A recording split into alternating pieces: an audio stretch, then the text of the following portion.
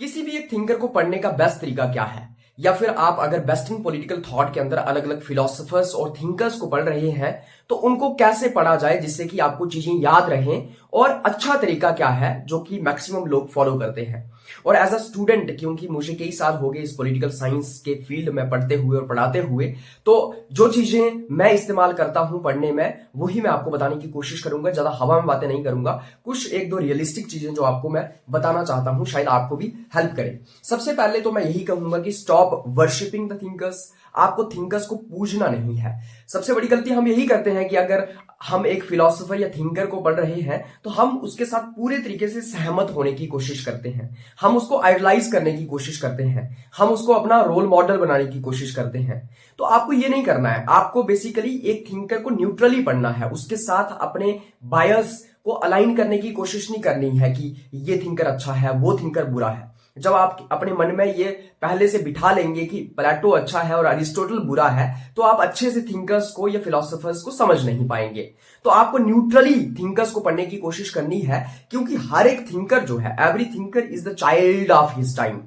तो उसकी जो परिस्थितियां होती हैं, उसकी जो सिचुएशंस, जो सर्कमस्टांसेस होती हैं, उसकी वजह से वो वैसा सोच रहा होता है। तो वो हवा में उसके आइडियाज जनरेट नहीं होते हैं, बल्कि उसकी परिस्थितियां, उसका वक्त, उसका समय कैसा था, उसका माहौल कैसा था, उसी के हिसाब से वो वैसी सोच रखता है। तो आपको ये समझना है कि अगर कोई थिंकर किसी समय पे कुछ बोल रहा है जो आपको पसंद नहीं आ रहा है, इट्स कंप्लीटली ओके अगर आपको कोई पसंद नहीं आ रहा है, लेकिन आपको उसके समय को समझने की कोशिश करनी है, आपको उसके सर्कमस्टांसेस को समझने की कोशिश करनी है। आपको ये समझना है कि अगर आप उसके टाइम पे होते तो आप कैसा सोचते।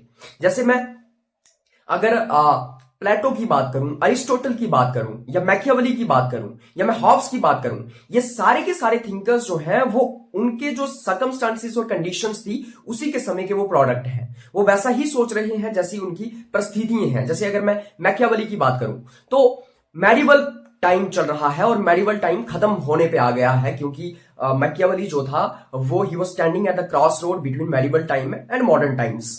तो मेडिवल टाइम चल रहा है, अंधविश्वास का दौर है, मजहब, रिलीजन सारे के सारे अफेयर्स में डोमिनेट कर रहा है, रिलीजन सेंट्रिक अप्रोच है, राजा भी चर्च के लिए काम कर रहा है, लोग भी चर्च और रिलीजन के लिए काम कर रहे हैं, लोग सुपरस्टिशंस और ब्लाइंड फेथ्स में जकड़े हुए हैं।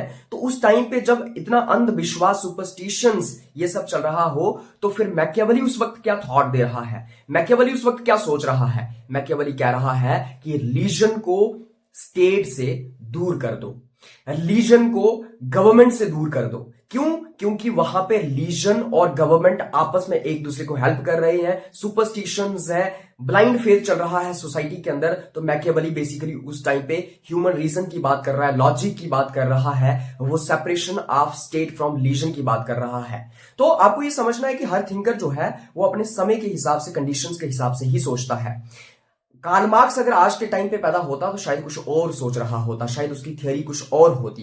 प्लेटो अगर आज के टाइम पे पैदा होता तो शायद कुछ और सोच रहा होता। दूसरी चीज जो आपको समझनी है वो ये है कि आपको हर एक थिंकर का सेंट्रल आइडिया समझने की कोशिश करनी है। सेंट्रल आइडिया, जब आप एक थिंकर का सेंट्रल आइडिया पकड़ लेते हो तो आपको उस थिंकर की पूरी फिलॉसफी और थियरी समझने में बहुत आसानी होती है। सेंट्रल आइडिया का मतलब ये होता है कि उसकी थियरी में वो सेंट्रल थीम क्या है जिसके अराउंड वो हमेशा थिंकर घूमता रहता है। जैसे अगर मैं कार्ल मार्क्स की बात करूं तो कार्ल मार्क्स का जो सेंट्रल आइडिया है वो है workers versus capitalism. Workers versus capitalism. Karl Marx हमेशा यही कहता है कि कैपिटलिस्ट लोगों ने वर्कर्स को एक्सप्लॉइट कर दिया है, कैपिटलिस्ट लोग जो है वो वर्कर्स का शोषण कर रहे हैं, अमीर गरीब को खा रहा है, अमीर गरीब का शोषण कर रहा है, अमीर गरीब को प्रताड़ित कर रहा है।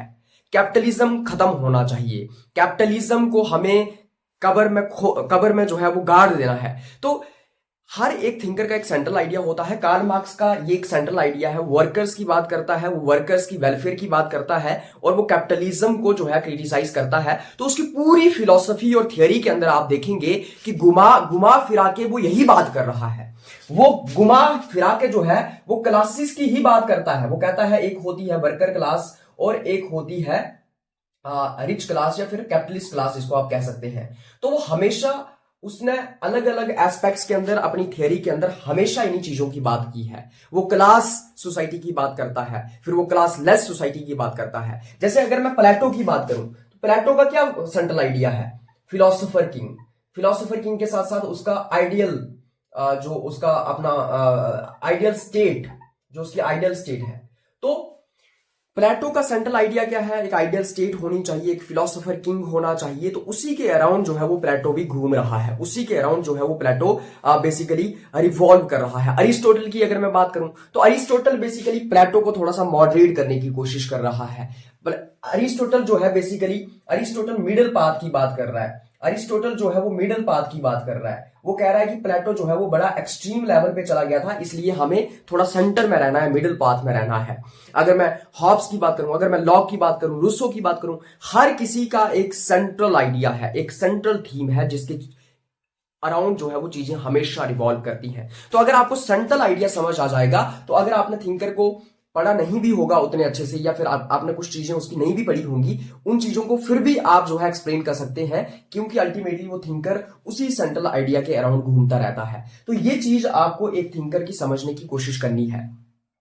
तीसरी चीज जो मैं आपको बताना चाहता हूं, अगर आप एक फिलोसोफर या एक थिंकर को समझने की कोशिश कर रहे हैं, आपको कंपैरेटिव स्टडी करनी है। Comparative study in the sense आपको प्लेटो और अरिस्टोटल को दोनों को कंपेयर करके पढ़ना है, दोनों को कंपैरिजंस में पढ़ना है। आपको अलग अलग थिंकर्स को कंपैरेटिवली एनालाइज करने की कोशिश करनी है, जिससे कि आपको चीजें और समझ आएंगी। जैसे अगर मैं प्लेटो और अरिस्टोटल की बात करूं तो अरिस्टोटल प्लेटो का स्टूडेंट है।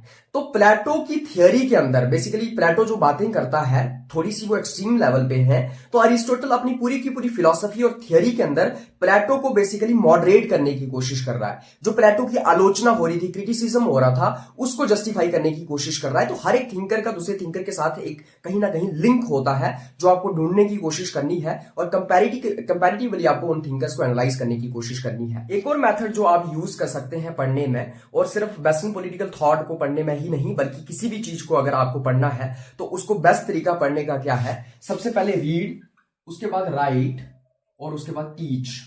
अगर आप ये कर लेते हैं, यकीन मानिए आप कभी भी चीजों को बोल नहीं पाएंगे।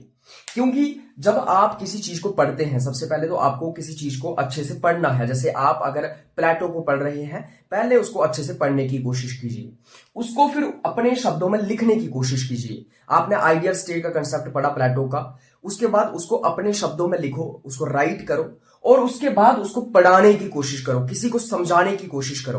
अगर आपके पास लोग नहीं हैं जिनको आप समझा सकते हैं, तो आप सिंपली मिरर के सामने खड़े हो सकते हैं, वहां पे आप समझा सकते हैं।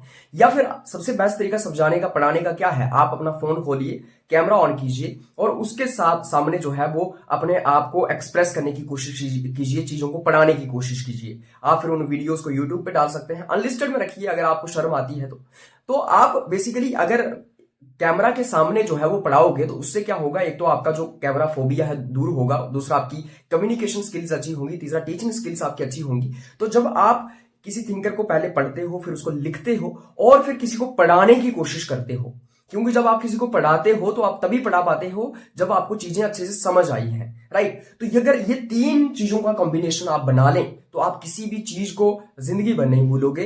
तो यही एक तरीका है जो मैं मैक्सिमम यूज करता हूं। पहले पढ़ता हूं फिर लिखता हूं, लिखने वाला हालांकि मैं पार्ट कम करता हूं, लेकिन पहले पढ़ता हूं फिर लिखता हूं और उसके बाद पढ़ाता हूं। तो उससे जो है वो चीजें मेरे माइंड में रह जाती हैं। चाहे मैं 2 साल बाद भी उस चीज को दोबारा से पढ़ने की कोशिश करूंगा, तो मुझे अच्छे से वो दोबारा से याद आ जाएगा कि हाँ ये तो वो है, ये वो वाला कंसेप्ट है, इसको मैं वैसे रिलेट कर सकता हूं। तो ये एक और तरीका है जो आप इस्तेमाल कर सकते हैं। तो ये जो कुछ बातें हैं जो आपको किसी भी फिलोसोफर और थिंकर को पढ़ने के लिए जो आप इस्तेमाल कर सकते हैं, जिससे कि आपको एक फिलोसोफर या थिंकर अच्छे से समझ आ जाएगा। सबसे पहले तो आप उसका समय समझिए, दूसरा उसका सेंट्रल आइडिया समझिए कि उसका सेंट्रल आइडिया क्या है, उसका समय कैसा है, कंपैरेटिवली थिंकर्स को एनालाइज करने की कोशिश कीजिए। और एक और बात जो आपको समझनी चाहिए वो ये कि आप थोड़ी सी अपनी वोकैबुलरी स्ट्रॉन्ग करने की कोशिश कीजिए, थोड़ी सी इंग्लिश लैंग्वेज के ऊपर थोड़ी कमांड हासिल करने की कोशिश कीजिए, क्योंकि जब आपके सामने बहुत डिफिकल्ट शब्द आते हैं तो आप बड़े घबरा जाते हैं। तो क्योंकि आज तो टेक्नोलॉजी का जमाना है, आप जो है वो ट्रांसलेशंस वर्ड्स की हासिल कर सकते हैं, लेकिन फिर भी जब आप पढ़ोगे तो अल्टीमेटली आपकी वोकैबुलरी और आपकी इंग्लिश भी स्ट्रांग होती जाएगी। तो इस तरीके से आप जो है वो चीजें फॉलो कर सकते हैं।